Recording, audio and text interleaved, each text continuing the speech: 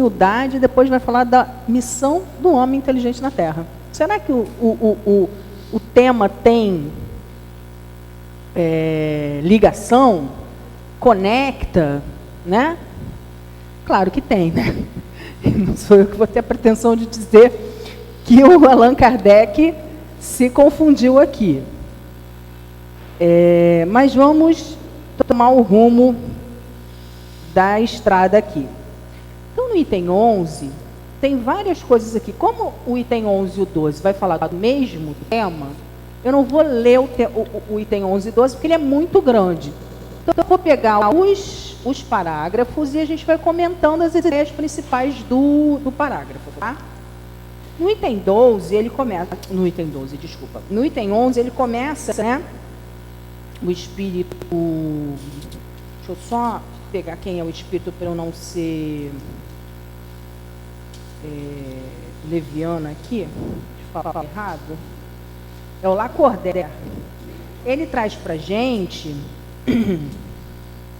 a definição. Primeiro, o que seria humildade?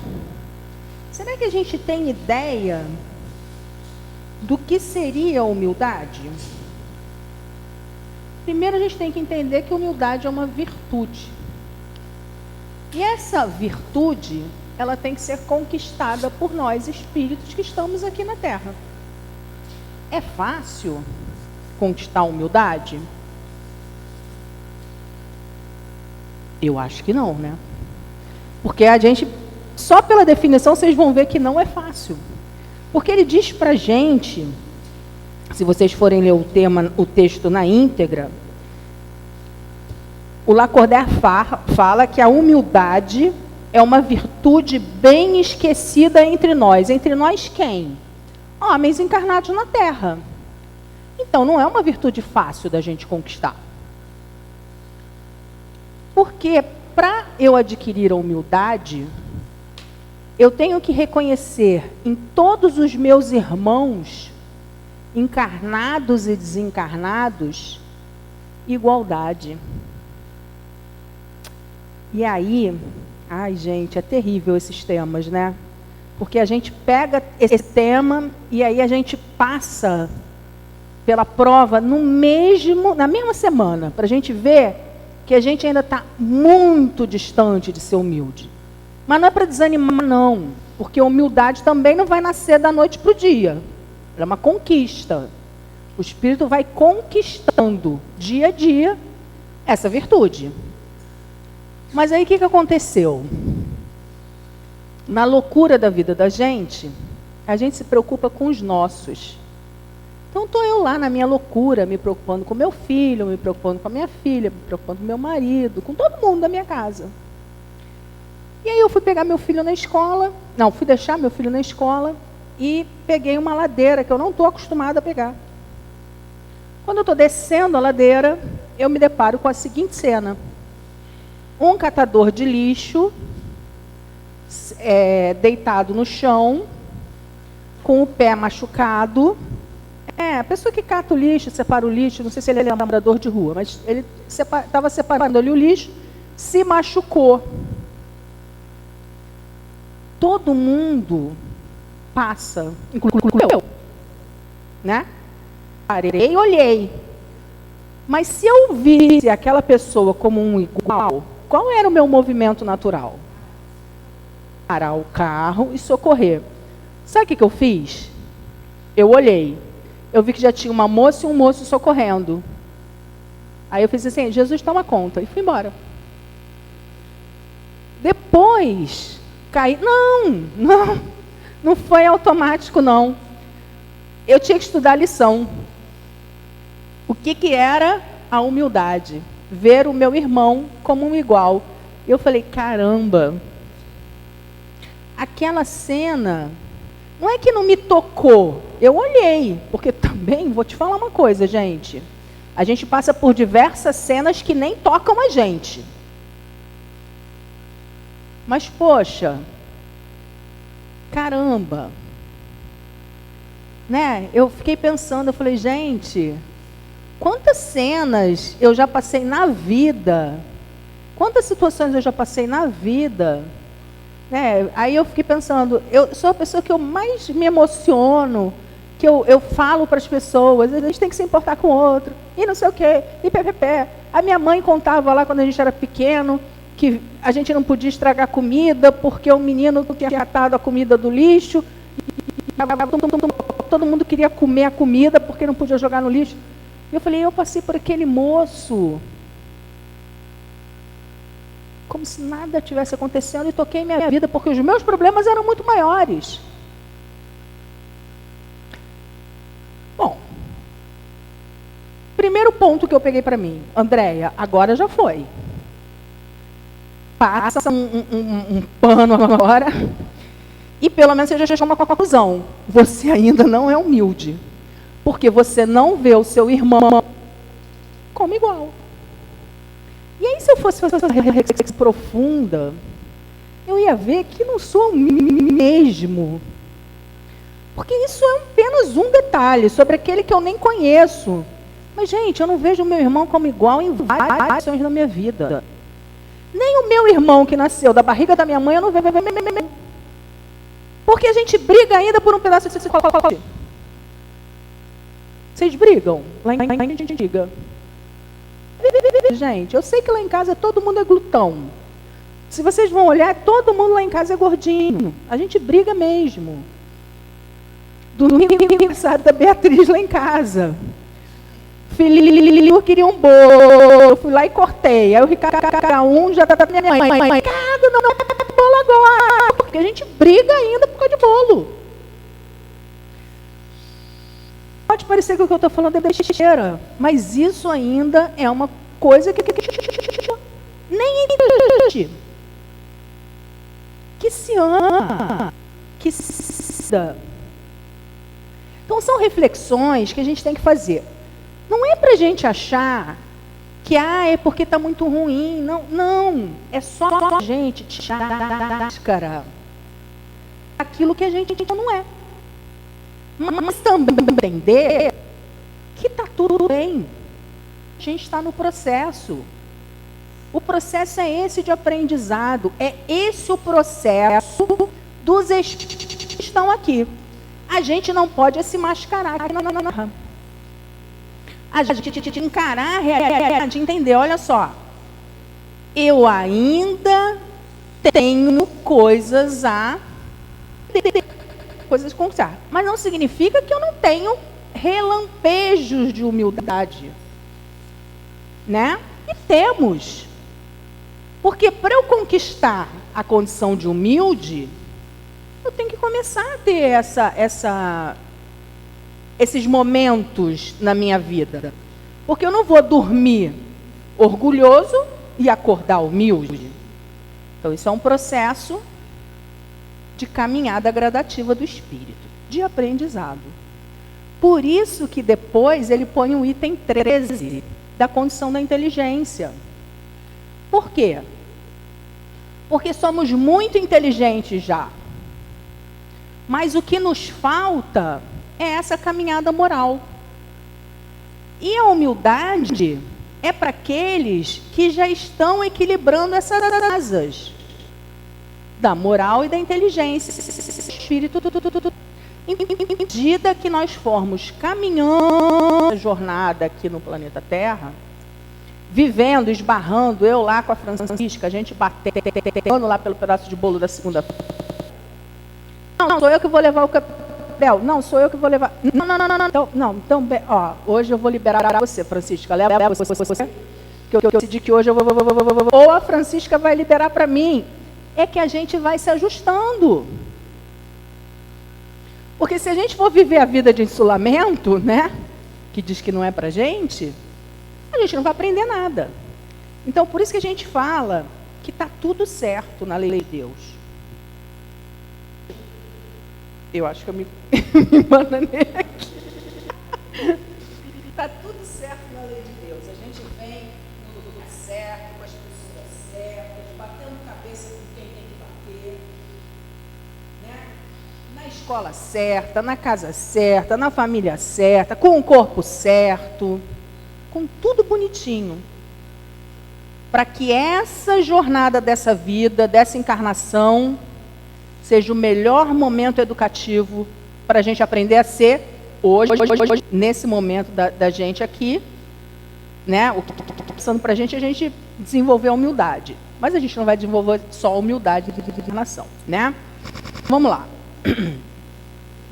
Esse é o primeiro ponto que ele trabalha com a gente nesse capítulo, nesse item 1. Vamos ver que mais ele trabalha aqui com a gente? Bom, a pessoa também aqui é difícil, né? Ela bota o negócio, aí tira, agora ela quer botar o óculos, o negócio vai ficar atrapalhando aqui. Vamos lá ver. Que mais que ela vai... ainda eu ia complicar mais com a máscara. E aí ele pergunta assim, ó. Bom, eu já falei isso, né? A virtude da verdade, ela vai nivelar os homens e vai eliminar a falsidade de verdade que a gente tem. Mesmo.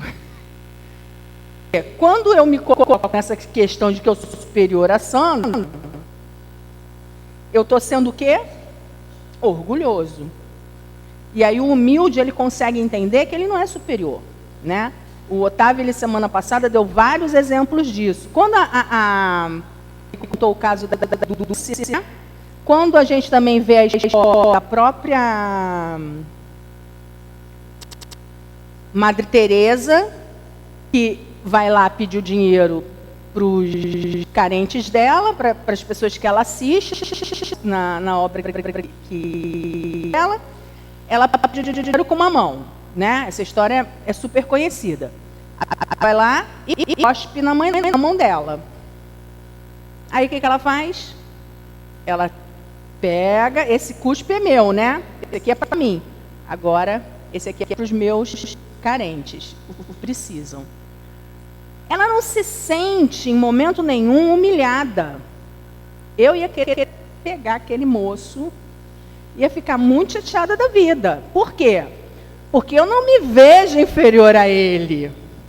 Né? Eu ainda tenho aquele negócio que fica lá dentro, tipo assim, com quem ele pensa que está falando, né? Já passaram esse mico? Eu já passei. Eu trabalhava com meu pai no centro da cidade, abusado, há 21 anos, né? Abusado, no centro da cidade. Vou até dar o endereço para vocês marcarem na rua.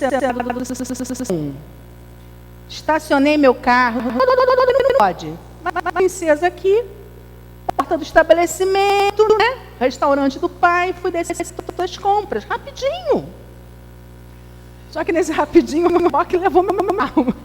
E aí o guarda veio, um abusado que conhecia, sabia que era a gente. Eu comecei a dizer, você sabe o que o senhor está falando? Gente, eu não era ninguém. Não adiantou nada. Com aquela raiva toda, eu andando até... o carro foi rebocado. Tive que pagar depois todo mundo. E ele não estava falando com... Ele estava falando com a Andréia, uma abusada de anos, que estava achando que era treinamento. Por quê? Porque a gente ainda tem esse sentimento, né, dentro de nós. Mas não sou só eu. Estou eu dou na palestra. Por parar para pensar, num momento de, como eu falo lá para o sobrinho, tem os ataques de perereira perde. Eu falo, Felipe, baixa a onda, né? Lembra é pequenininho. Porque a gente tem que lembrar que a gente é pequenininho. Vamos voltar. E aí, pergunta aqui pra gente, a pergunta que eu vou fazer para vocês. Ser caridoso com o próximo, sem ser humilde? Acho que não, né? Por quê? Porque esse sentimento nos diz que somos todos irmãos. Então, se a gente conquista esse da humildade, essa virtude da humildade, significa que a gente já se reconhece como irmão. E a verdade também, eu vou me reconhecer como irmão do outro. Então, eu estou me colocando na condição de ajudar o outro, nos conduzir ao bem. Então, sem a humildade, nós cobrimos de virtudes que não temos. Vocês entenderam? Sem a humildade. Me pareceu que eu estava comendo sem a humildade aqui. É como se usássemos uma roupa para cobrir uma deformidade do corpo. Então, não dá para ser humilde se eu não andar junto com a caridade. Caridade e humildade têm que andar junto. Porque quando eu faço para o outro, eu estou identificando o outro um igual ao meu. Né? Aquela história que Jesus fala sempre: se eu vejo o outro como meu irmão, eu vou querer que o outro, eu vou tratar o outro como eu gosto que me trate. Então isso tem que andar juntinho. É isso que ele quer dizer com essa frase aqui. Outra questão que fica aqui para frente. É possível ser humilde sendo orgulhoso? Ou eles são antagônicos? Essa virtude é antagônica ao orgulho? Eu até já dei o spoiler, né? Não dá. O orgulho é contrário. Orgulho e egoísmo são contrários. Quem conquista, quem já consegue ser humilde, já venceu o orgulho e o egoísmo, que é a grande chaga da humanidade. Que quem tem o orgulho e o egoísmo? A maioria de nós. Eu brigando um pedaço de bolo. Uma coisa simples. Mas, gente, agora na pandemia, a gente teve vários exemplos horrorosos na vida do ser humano. Por causa de dinheiro. Né? Nem estamos falando... A gente poderia estar falando de política, mas não vamos nem entrar, porque aqui não é isso. Mas a gente ganhou dinheiro com a vida de seres humanos. Isso é fruto de quê? Egoísmo. Estou pensando no meu bolso. Orgulho. O poder que eu exerço sobre os outros. De mandar e desmandar sobre quem vai ser, quem vai receber, quem não vai receber, não é? E aí a gente podia já aqui, mas o tema não é para isso. Então vamos lá. Então ele vai dizer para a gente aqui no Evangelho que o orgulho é um terrível adversário da humildade. Porque o orgulhoso não se reconhece, ele só se enxerga. Ao contrário do humilde, que vai reconhecer no outro um irmão igual a ele. Será que pode haver humildade na riqueza? Isso é muito bom da gente pensar. Porque a gente faz uma confusão, gente. A gente acha que dinheiro é uma porcaria. Gente, dinheiro não é ruim. Dinheiro é bom. O problema é o uso que a gente faz dele. Se eu pego uma pessoa que tem dinheiro e emprega bem, qual o problema de ter dinheiro? O problema é se eu faço mau uso dele. Então o Evangelho diz isso para a gente. O problema é que a gente interpreta mal o Evangelho. Aí a gente acha que quem é rico não tem direito de entrar no céu. A gente acha que quem é rico não pode ser humilde. O que o Evangelho diz para a gente, que é mais difícil, por quê? Porque essas pessoas, elas estão sendo mais tentadas. Se eu tivesse uma lancha, uma praia paradisíaca, né? Tudo ao meu redor, talvez eu tivesse mais tentações. Mas lembra que o Evangelho diz para a gente que não existe arrastamento? Senão eu vou começar a acreditar que todo rico vai falhar, todo pobre que nasce na favela vai falhar, e por aí vai. E não é assim que funciona. Tá? Então vamos lá. Aí, o que a gente tem que pensar aqui? Que a riqueza por si só não é um mal. Ela torna-se boa ou ruim conforme a utilidade que a gente dá para ela. O importante é que não inspire nem o orgulho e nem cause obstáculo ao desenvolvimento moral. Então, ele tem um textinho aqui no Evangelho que ele fala assim, a riqueza nos leva à tentação e à fascinação. Mas, quando orientada pela humildade e regulada com critério e moderação, torna-se origem de um grande bem. Vamos lembrar daquela senhorinha que está no Evangelho?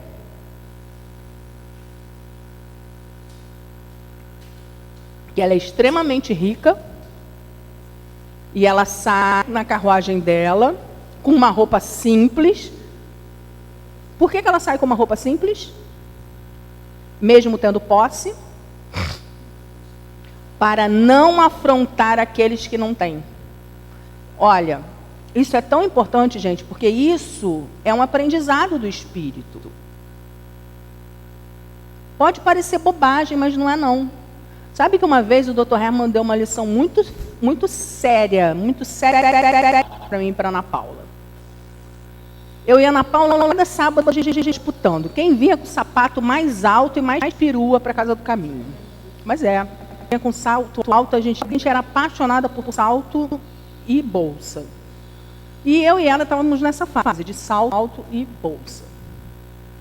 Nós vínhamos para a evangelização infantil, tínhamos inaugurado a creche das mães jovens, de 18, 16 anos, e com aqueles saltões, tec, tec, tec, tec, tec.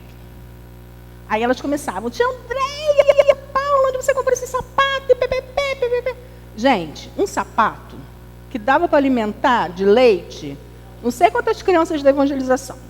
Já começava por aí. Não que a gente não estivesse ajudando, mas olha só, a gente nunca parou para pensar no que a gente fazia. A gente não fazia por mal. Aí o Dr. Herman, discretamente, porque essa é a diferença da gente para o Dr. Herman. Entramos na sala dele com tec, tec, tec, tec. O Dr. Herman virou para a gente, olhou para o pezinho, olhou para a bolsa. Interessante. Aí eu falei, esse interessante não vai descer suave. Aí, o que foi, Dr. Herman? Ele falou assim, vocês são tão interessantes, vocês duas. Dr. Herman, senta que lá vai, né? O que foi, Dr. Herman? Não, vocês são boas meninas, mas são cheias de galhos. Aí a gente fingiu que não estava entendendo ainda, né? Aí ele falou assim, a partir de semana que vem, não quero ninguém de salto aqui. Aí a gente ainda se fez desentendida. Por que, Dr. Herman? Aí ele, porque vocês são motivo de inveja. E a culpa não é delas, não. Vocês é que estão causando isso. E vai entrar na conta de vocês. Vocês já pararam para pensar que elas não podem estar comprando isso nesse momento? E que vocês estão numa casa espírita? Ai, bada tão feia. Que era de descer do salto naquela hora. Mas olha, a gente ficou vindo. A gente entrar na sala do Dr. Herman por muito tempo. Ele falou para a gente vir feia, para a gente vir judiada. Não, muito pelo contrário. O Dr. Herman sempre mandou a gente vir arrumadinha, direitinha. Mas aquele salto era uma ostentação. Vocês compreendem? Diferente daquela moça do Evangelho, que subia na carruagem, tinha muitas posses, coisa que eu e a Ana Paula não temos, tá? A gente ainda ostentava que não tinha. Aquela moça do Evangelho subia com uma roupa simples, porque ela sabia que ela ia nas comunidades, então ela não queria afrontar aquelas pessoas. E aí ela dá uma lição para a filha dela. Eu não sei se todo mundo lembra da história. Que a filha dela vê a bondade da mãe, quer também fazer bondade. E aí ela fala assim, quando você tiver algo seu para dar, você faz. Então, é assim que a gente ensina essas coisas, né? Isso é muito, muito bonito. E é isso que ele está falando aqui. É uma mulher rica que sabe como ser humilde. O dinheiro dela era muito bem empregado. As posses dela eram para aquelas pessoas que ela sabia que necessitavam. Então não tem problema ter dinheiro. O dinheiro move as pesquisas. Né? A gente tem tantas pessoas aí que podem pagar estudo para pessoas que não têm condição, mover pesquisas para descoberta de doenças, de vacinas e tantas outras coisas. Assim, o dinheiro, ele quando é bem empregado é muito bom. O problema é que a gente também vê, né? Não pode ter dinheiro, porque se tiver dinheiro... Não, o problema não está no dinheiro, o problema está no mau uso dele, na forma como a gente se esparrama nele, né? Eu me lembro que a Alba, ela sempre falava assim, gente, ninguém aqui na Casa do Caminho pede, não, o número da loto para o Dr. Herman, ninguém ia fazer isso, mas assim, e diz que vai doar para a Casa do Caminho, não, tá? Por quê? Porque, gente, vai que a gente ganha e não vai querer doar, porque aí a gente se vê naquela bolada, né? E se lambuza, porque a gente se lambuza mesmo, e aí vai ficar em mau lençol, então é melhor não ganhar. Vamos se conformar, trabalhar direitinho, ganhou 20, quer dar alguma coisa a gente dá, não pode, não dá, e por aí vai, né? Então vamos lá. E quais as consequências do orgulho? Várias, né? A gente viu várias. Na pandemia a gente teve vários exemplos. Mas só na pandemia? Não. A gente tem, inclusive,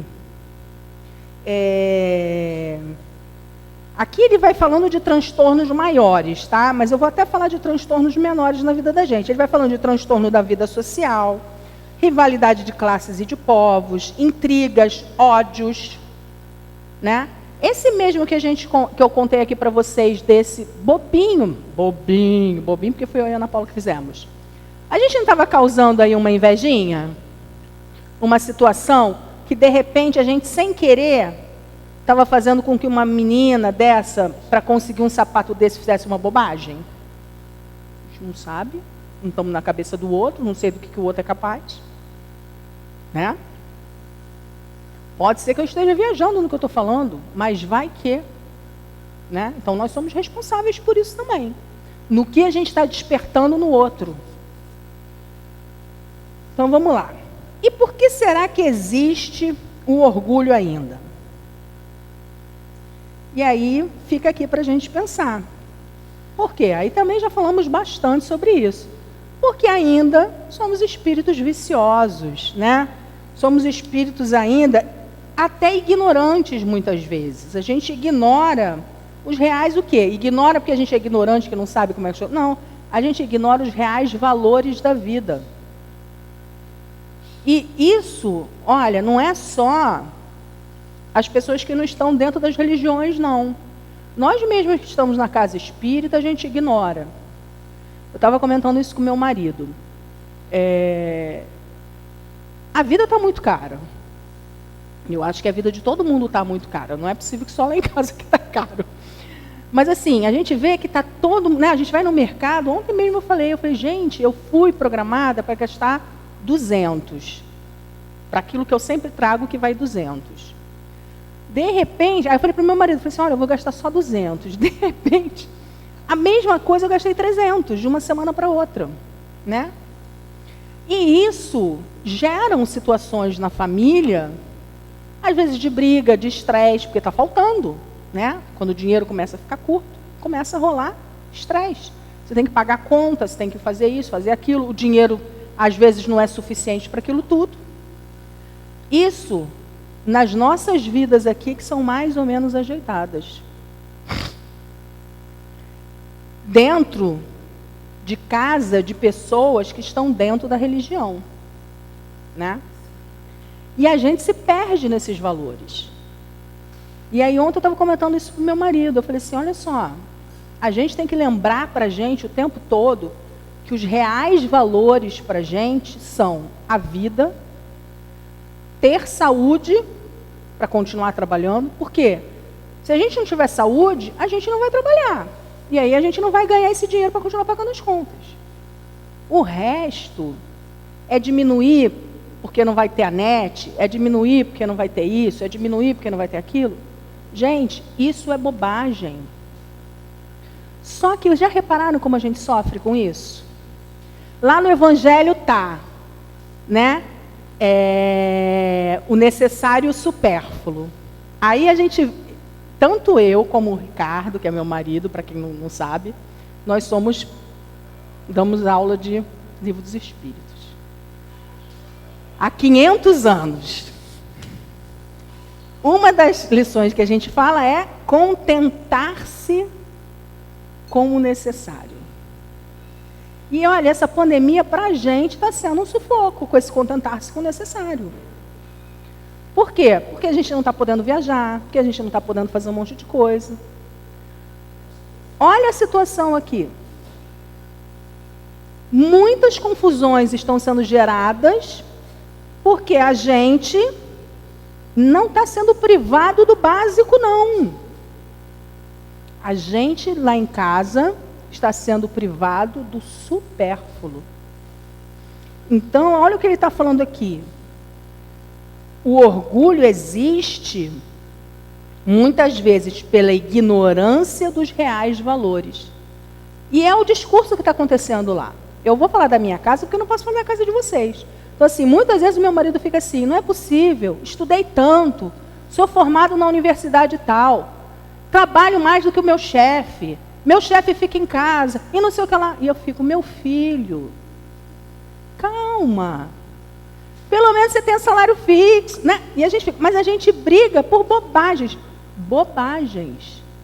Porque a gente está brigando por valores que não são reais na vida. E estamos desestabilizando o equilíbrio do lar. Então, eu estou falando isso, não é para expor a minha vida, não. É para a gente raciocinar que nós estamos dentro da doutrina espírita, nós estamos dentro dessa casa e nós nos perdemos dentro dos valores que interessam. Então, a gente tem que estar sempre se questionando. A gente tem que estar sempre se reavaliando. Não é fácil para ninguém. E a gente não pode perder essas coisas de vista. Porque, gente, quais são os reais valores da vida? É o que ele está falando aqui. Quem perdeu um parente, seja na pandemia ou fora da pandemia, vai virar para mim e vai falar. Daria tudo para ter meu irmão aqui. Daria tudo para ter minha mãe aqui. Mesmo que eu não tivesse que comer agora.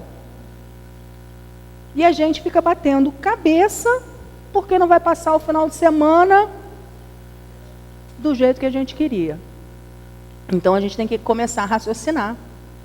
Sabe? Aí eu até brinquei com a Ana Paula, que eu falei assim, Ana Paula, me manda os vídeos motivacionais sobre gratidão. Eu estou precisando. Gente, a gente precisa. A gente está no mundo e a gente vai sendo engolido pelo mundo e a gente precisa lembrar dos reais valores. Então a gente precisa, às vezes, lembrar que a gente precisa ser grato. E eu não falei brincando para ela, não. Eu falei assim, me manda aí um vídeo de alguém superando, alguém numa situação muito difícil, para eu lembrar o quão rica eu sou. Não é? Porque é importante para a gente. É importante para a gente lembrar isso. E o Evangelho, parece que eu estou fugindo do assunto, mas o Evangelho está lembrando a gente no assunto de orgulho e humildade sobre os reais valores para a gente. Porque às vezes a gente bate muita cabeça por bobagem. Lembra capítulo anterior da semana passada? É ótimo. Lembra o estudo anterior, né? O estudo anterior, os meses anteriores, né? Que a gente estudou o capítulo 6, que falava das causas anteriores da aflição, não era esse? Acho que era. Se não era o passado, era o outro. Ele fala exatamente isso. Ele fala sobre coisas que não é que a gente adquiriu na outra encarnação. Tem coisas que a gente, pela forma como a gente vive nessa, a gente está passando por problemas. Por não aceitar. Por não querer que seja daquele jeito. Enquanto isso acontecer, a gente vai continuar com o nosso orgulho, ó. Porque o orgulho vem da minha não aceitação diante da vontade do Pai. Eu não aceito. O orgulho está aí. O humilde, ele se coloca na condição de aceitação. Não é? Tipo assim, vamos que a vida é essa, né? Então vamos lá para o último item, que é missão do homem inteligente na Terra. Então, na missão inteligente do homem na Terra, a gente vai pensar na questão da inteligência, como um instrumento, esse instrumento poderoso que Deus nos deu e confiou ao homem para que a gente desenvolva em benefício de todos nós, para que a gente possa progredir, né? Não só progredir a nossa inteligência, mas progredir toda a nossa jornada aqui na Terra, né? E a gente vê quantas obras, fruto da inteligência que é dada por Deus e que a gente desenvolve nessa jornada encarnatória, a gente pode realizar aqui na Terra. Só que se a gente abusar dessa faculdade, a gente está assumindo aqui graves responsabilidades e débitos também. E muitas vezes, esse resgate desses débitos pode ser muito doloroso, né?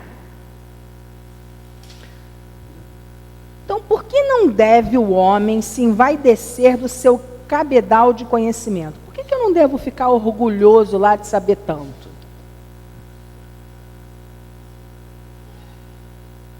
Primeiro,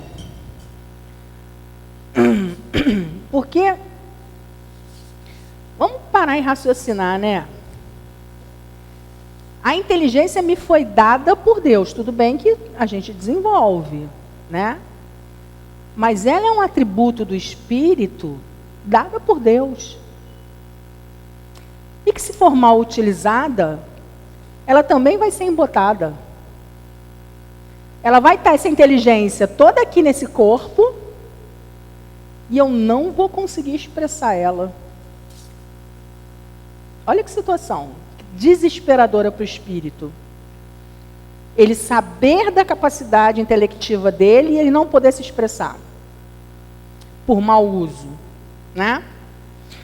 Então, porque a gente tem que ver que esses conhecimentos, eles têm limites muito estreitos no mundo em que a gente habita. Na Terra, nós somos os seres mais inteligentes, mas não é a Terra só que é habitada. E se existem outros mundos habitados com outros seres e mundos mais evoluídos do que a Terra, a gente imagina também que as inteligências lá são maiores. Se o perispírito de lá é melhorado, porque a condição moral daqueles espíritos é melhorada, a questão da inteligência desses espíritos também acompanha. Então, se a gente fosse equiparar, a nossa inteligência não é tão maravilhosa assim, com relação a eles, né? Porque a gente ainda, mundo de provas e expiações, vamos comparar com a inteligência de Jesus?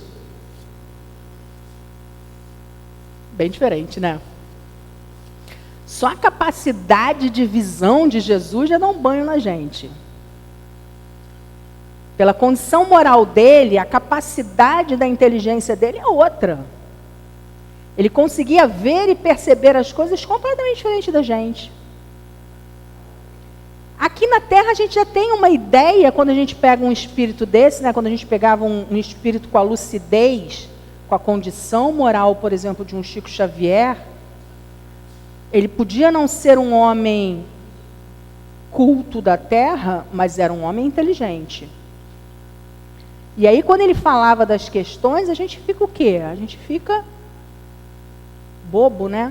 De como aquela inteligência ali raciocina em cima daquelas questões, né? E aí, nesse item 13, ele pergunta se é possível o homem saber tudo na Terra. Não é possível. Não é possível ter o conhecimento de tudo, né? O conhecimento lhe é facultado paulativamente, a partir daquilo que Deus permite, né? De acordo com o esforço despendido e o merecimento alcançado por cada um de nós nas encarnações que nós tivermos aqui. E por que Deus permite, então, a gente desenvolver a nossa inteligência? A gente também já trabalhou bastante isso. Por quê? Porque a gente precisa entender até a questão moral. Tanto que a gente desenvolve primeiro a inteligência para poder entender as questões morais. Então, para que a gente possa evoluir e utilizar no serviço do bem, buscando desenvolver as inteligências retardatárias através do relacionamento fraterno que deve existir entre as criaturas. E Deus é tão bom, tão bom, tão bom, que Ele bota a gente tudo junto, misturado. Então, nessas diferenças, né, de aptidões, de inteligências, a gente vê que a gente só ganha. E bobo e orgulhoso daquele que acha que sabe tudo, que não tem nada que aprender. Porque a gente tem que aprender, a gente tem muito que aprender com qualquer pessoa, com um bebê, com uma criança que aparentemente está com a sua inteligência limitada nessa encarnação. A gente tem muito a aprender com cada criatura, com cada situação. A gente tem muito a aprender, porque a gente não tem ideia de como a gente ainda não sabe nada, ou não, nada não, mas a gente não sabe muita coisa. Mas assim, né, é aquela história do sábio, quanto mais eu começo a estudar, mais eu percebo que nada sei. E é verdade. A gente começa a estudar, caramba, mas ainda tem isso. Mas pode ser isso? Por quê? Porque a cabeça é ótima. O pensamento vai se ampliando, né? Então a gente vai fazendo link com outras coisas. E aí, se a gente ainda for aproveitar pessoas diferentes, com ideias diferentes, olha só que bacana. Quanta coisa diferente aí a gente pode misturar. Países diferentes. Olha só, pensa aqui, Brasil. Morar aqui no Brasil, você conversar com um arquiteto no Brasil e você conversar com um arquiteto lá do Alasca, deve ser interessantíssimo, né? Porque é completamente diferente, né? Porque lá, para construir, para fazer, para acontecer, é de um jeito, aqui é de outro. Olha essa troca gostosa de aprendizado que vai ter, né? Então, assim, nós seríamos muito ignorantes se a gente achasse que não tinha nada para aprender com ninguém. E uma inteligência desenvolvida é sinônimo de espírito evoluído? Não. Claro que não. Sinônimo de espírito evoluído tem a ver com a questão moral. Claro que um espírito evoluído, ele desenvolve as duas asas. Então, ele vai desenvolver tanto a inteligência quanto a moral. Mas a moral, a inteligência vai vir sempre acompanhada da moral.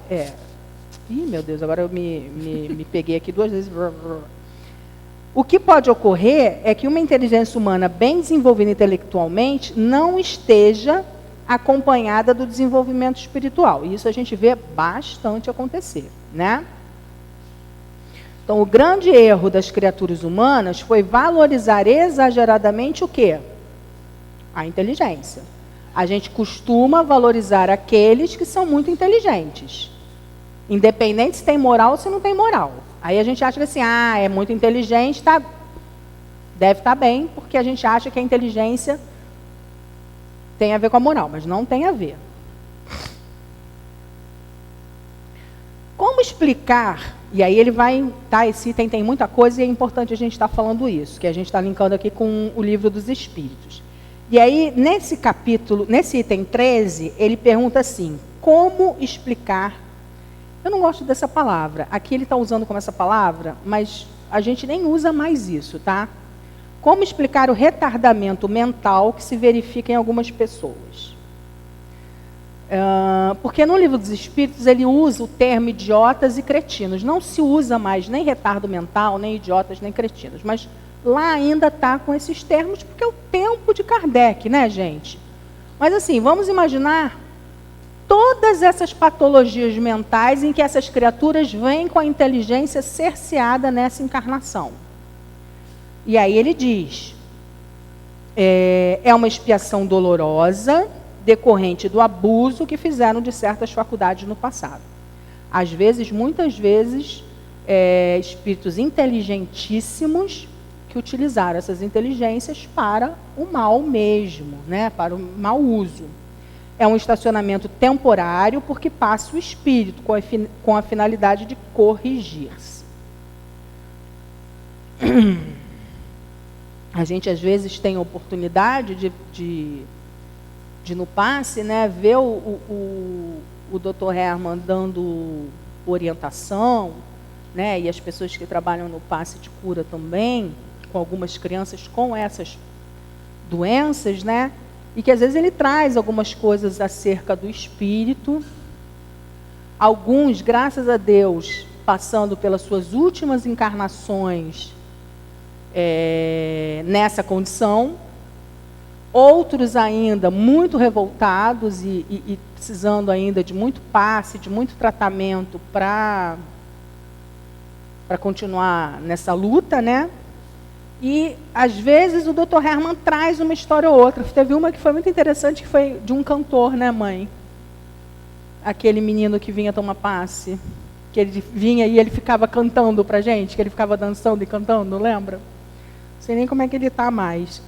Mas, assim, e aí ele trouxe um pouquinho, não me lembro mais da história, nem é pra gente ficar aqui divulgando a história do menino, mas era um menino que usou essa coisa da fama, não sei o que, utilizou mal, não sei o que ele fez, porque também aqui não é para, né, aqui não é, como é que é, cenas de bastidores, né?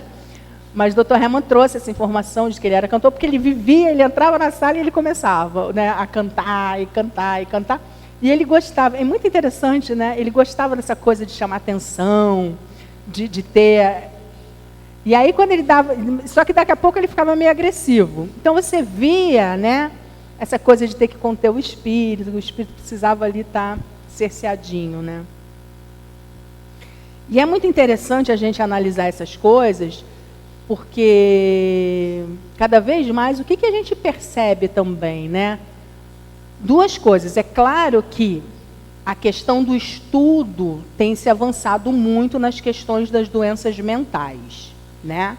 Antigamente, se você tivesse um parente que nascesse com alguma doença, o que você fazia com uma criatura dessa? Escondia em casa e não saía, né? Hoje não. Hoje, graças a Deus, você tem uma criança com qualquer síndrome, qualquer coisa, e elas estão vivendo em sociedade, né? Interagindo, com muitos problemas ainda para socializar na escola, para incluir tudo mais, mas pelo menos está acontecendo, né? E aí o que a gente percebe?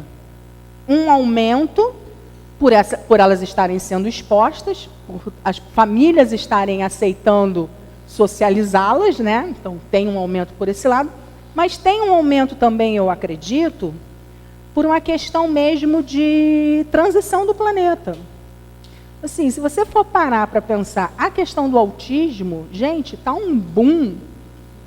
Se a gente for perguntar aqui nas famílias, ou tem um, né, agora a gente chama, acho que nem chama mais de espectro, acho que agora chama de autismo direto, não sei, nem sei. Sempre vai ter um ou outro que vai dizer que tem alguém, ou um sobrinho, ou um filho, ou não sei o que lá, num grau de autismo. Ou vai se descobrir autista lá na vida adulta, né? E que antigamente a gente quase não se ouvia falar. E a gente só tinha a ideia de que o autista ia ser aquela criança com aquele tique, né? Quando vieram com a ideia para mim de que meu filho era, eu falei, gente, meu filho não tem nenhuma mania de ficar lá fazendo assim, não sei o quê. Não, meu filho não é autista. E hoje a gente vê que não tem nada a ver. Não perpassa por aí, são várias, né? Então, a gente vê que, por que será?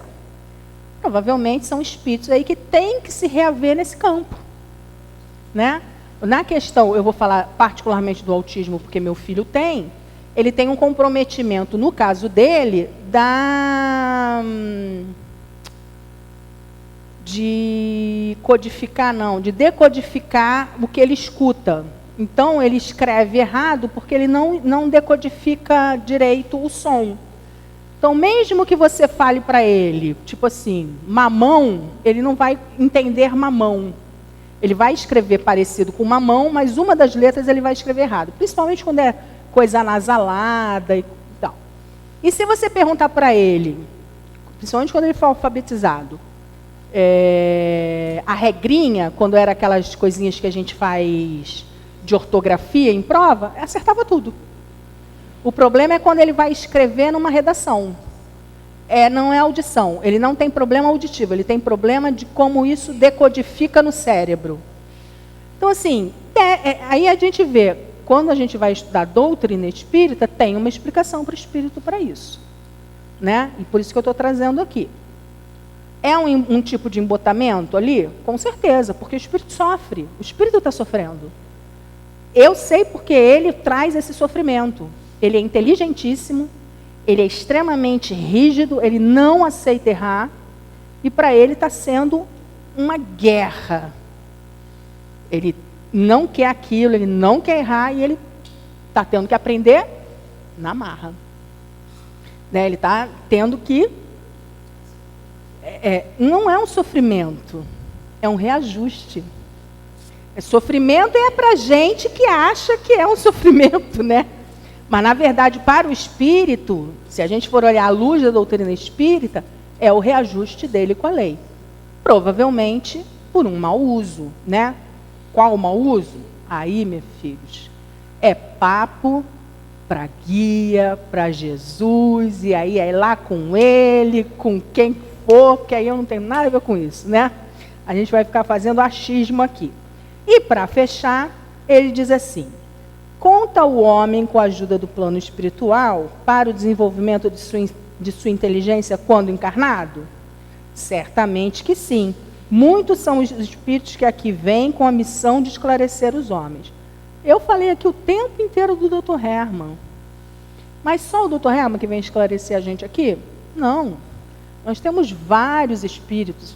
É que aqui na casa o que trabalha mais com a gente aqui mais presente é o Dr. Hermann. Se a gente for lá no Leon Denis, a gente tem vários espíritos lá orientando. Se a gente for em outras casas, a gente vai ver que tem vários espíritos orientando. Nós tivemos Emmanuel orientando aí o nosso Chico por tanto tempo. Nós temos Joana orientando o nosso Divaldo por tanto tempo. Então, eles estão aí nos ajudando, impulsionando aí a humanidade a alavancar esse progresso. Gente, passei demais, mas o tema era grande. Tá bom? Muito obrigado pela paciência, pelo carinho de vocês. E leiam esses 3 itens para que vocês também possam fazer as vossas reflexões. Tá bom? Muito obrigado e fiquem com Deus.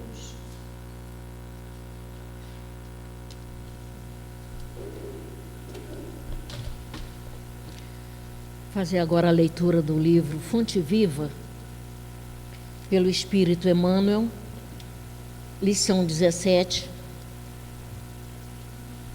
Cristo e nós. E disse-lhe o Senhor em visão: Ananias.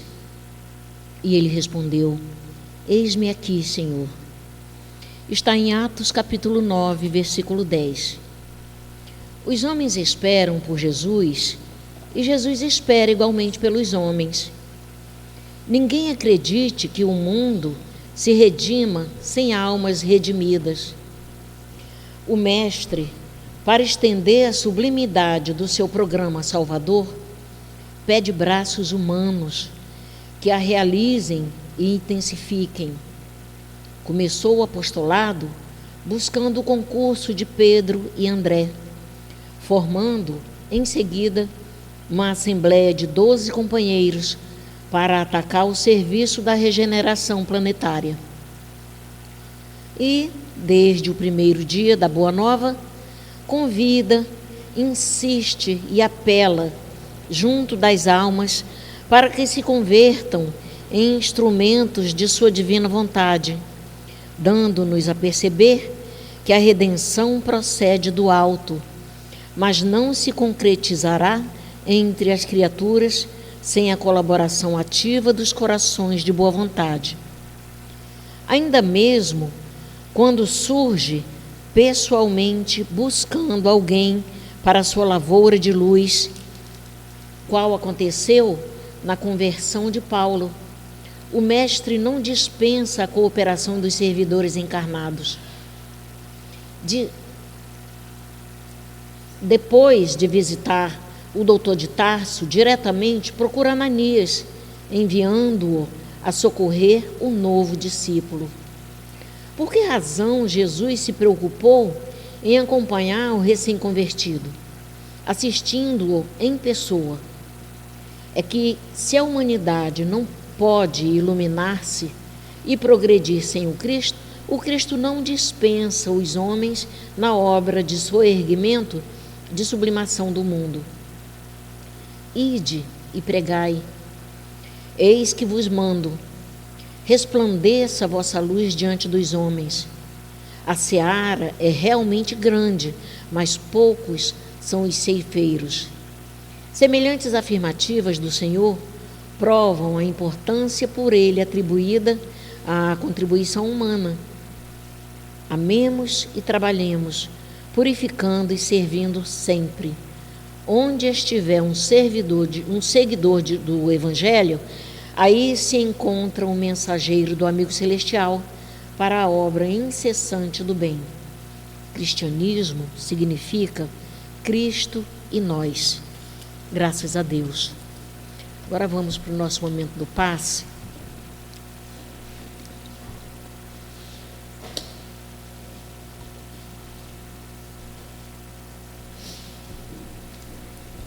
Desliga o ventilador, por favor.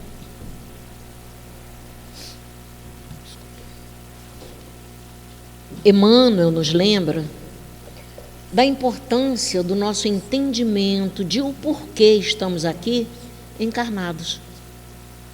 E qual a nossa tarefa diante da vida?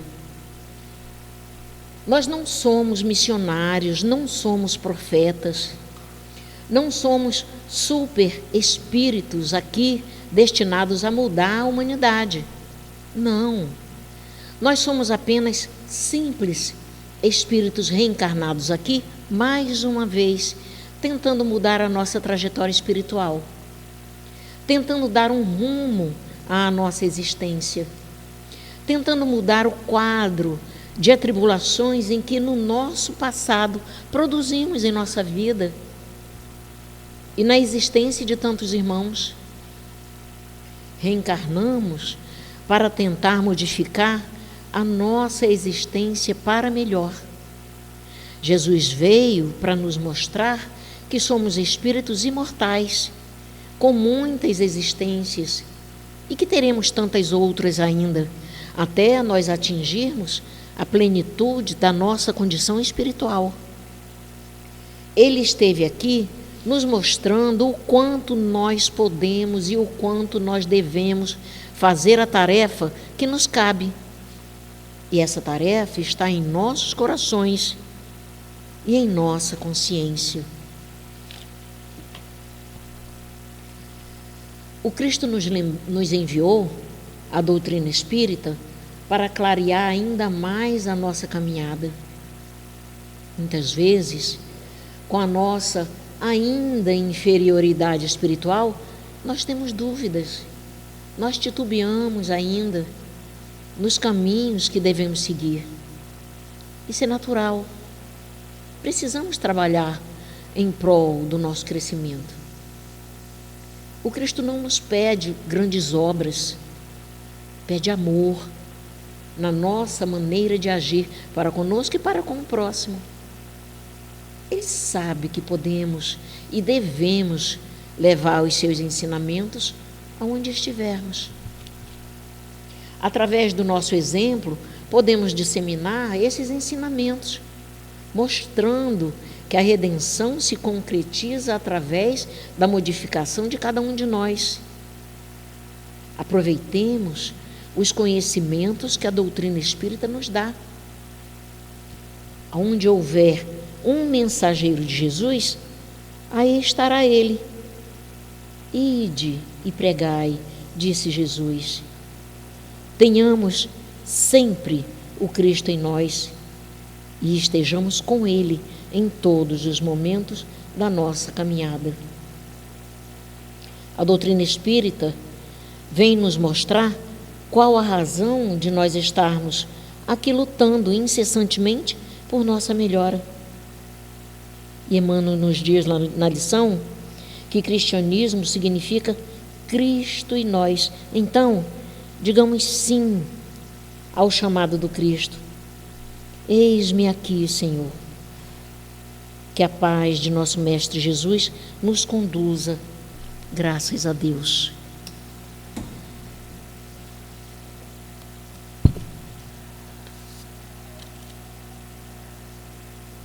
Graças a Deus. E graças a nosso Senhor Jesus Cristo, que nos enviou esse Consolador prometido para aliviar as nossas dores e as nossas mazelas. Aproveitemos, meus irmãos, todas as oportunidades que o Pai nos oferece. Sejamos gratos, sim, a Ele, pelas bênçãos que Ele derrama incessantemente sobre todos nós. Somos felizes, sim, porque temos um teto, temos um aconchego, uma família em que podemos nos aninhar. Mas quantos que aí estão ao relento, quantos aí estão abandonados, olhai por eles. São filhos de Deus, irmãos nossos, que no momento se encontram em situações difíceis. Oremos por todos eles, para que eles possam, sim, vencer as vicissitudes que a vida lhes permite nesse momento para se reajustarem com a lei do Pai. Ah, meus irmãos, agradecei ao Pai a saúde e tudo o que tendes. Valorizai sim tudo o que tendes, porque tudo aquilo que usais neste momento é um empréstimo que Deus lhes oferece para que façais uso deles. Mas olhai por aqueles que tudo falta. E, na medida do possível, ide em busca, auxiliando a cada um, dando aquilo que eles necessitam e mostrando que eles não estão esquecidos, que eles não estão sós, que o Pai vela por cada um e conhece a cada um pelo nome. Meus irmãos, valorizai a vida, tende bom ânimo e alegria, para que possais, sim, dividir com os seus irmãos aquilo que a mãos cheias o Pai vos oferece todos os dias. E que Deus possa derramar essa paz, derramar, sim, esse ânimo e essa esperança a cada coração aqui presente e aqueles que aqui não puderam estar no dia de hoje. E assim, meus irmãos, agradeçamos ao Pai a saúde, o teto, a família e tudo o que tendes, para que no futuro, trabalhando sim pela vossa melhoria, possais encontrar um mundo melhor, um mundo mais pacífico, um mundo onde a união, a solidariedade e a fraternidade estarão de uma forma bem simples representada em todos vós. Deus abençoe a todos. Muita paz aos corações, hoje, agora e sempre, graças a Deus. Gratos estamos, Senhor Jesus, por essa casa que nos acolhe, por esse momento de luz, e que essa luz penetre o coração de cada um de nós e que possamos levar aos nossos lares e dividi-la com a nossa família. Gratos estamos, Senhor Jesus, por mais um dia que nos destes para estarmos aqui reunidos. aprendendo mais um pouquinho do seu Evangelho. E que possamos introduzir esse Evangelho em nossos corações e em nossas ações, nessa nossa caminhada. Gratos estamos, Senhor Jesus, pela existência dos amigos espirituais em nossas vidas e principalmente, Senhor, por sua existência em nossas vidas. Gratos estamos, Senhor, mais uma vez. Em seu nome, Senhor Jesus, em nome dos amigos espirituais que aqui estão e principalmente em nome de Deus, nosso Pai, pedimos permissão para encerrar a nossa reunião nessa tarde de hoje. Que assim seja, graças a Deus.